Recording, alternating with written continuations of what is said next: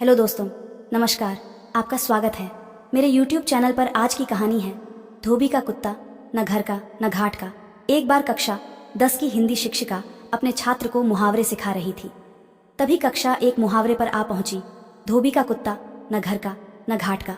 इसका अर्थ किसी भी छात्र को समझ नहीं आ रहा था, इसीलिए अपने छात्र को और अच्छी तरह से समझाने के लिए शिक्षिका ने अपने छात्र को एक कहानी के रूप में उदाहरण देना उचित समझा।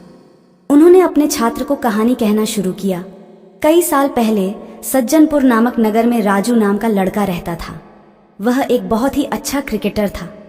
वह इतना अच्छा खिलाड़ी था कि उसमें भारतीय क्रिकेट टीम में होने की क्षमता थी।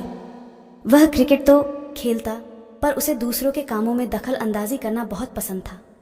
उसका मन दृढ़ नहीं था। जो दूसरे लोग करते थे वह वही करता था। यह देखकर उसकी माँ ने उसे समझाने की बहुत कोशिश की कि यह आदत उसे जीवन में कितनी भारी पड़ सकती है, पर वह नहीं समझा। समय बीतता गया और उसका अपने काम के बजाय दूसरों के काम में दखल अंदाजी करने की आदत ज्यादा हो गई। जब भी उससे क्रिकेट का अभ्यास होता था, तभी उसके दूसरे दोस्तों को अलग खेलों का अभ्यास रहता था।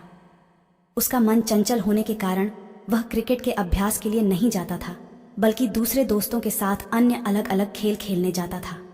उसकी यह आदत उसका आगे बहुत ही भारी पड़ी। कुछ ही दिनों के बाद नगर में ऐलान किया गया, नगर में सभी खेलों के लिए एक चयन होगा, जिसमें जो भी चुना जाएगा उसे भारत के राष्ट्रीय दल में खेलने को मिल सकता है। सभी यह सुनकर बहुत ही खुश हुए और वहीं दिन से सभी अपने खेल में चुनने के लिए जी जान से मेहनत करने लगे। सभी के पास सिर्फ 2 दिन थे।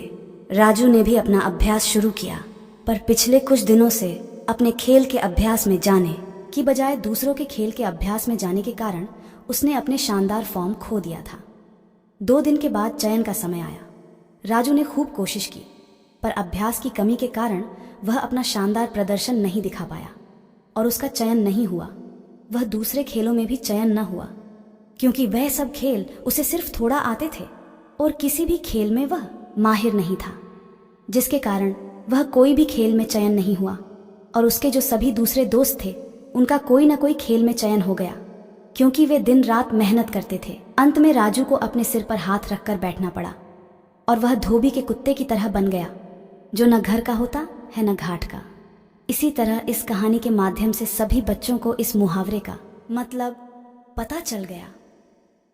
शिक्षिका को अपने छात्रों को एक ही संदेश पहुंचाना था कि वह जीवन में जो कुछ भी करे सिर्फ उसी में ध्यान दे और दूसरों से विचलित न हो, वरना वह धोबी के कुत्ते की तरह बन जाएंगे, जो न घर का न घाट का होता है।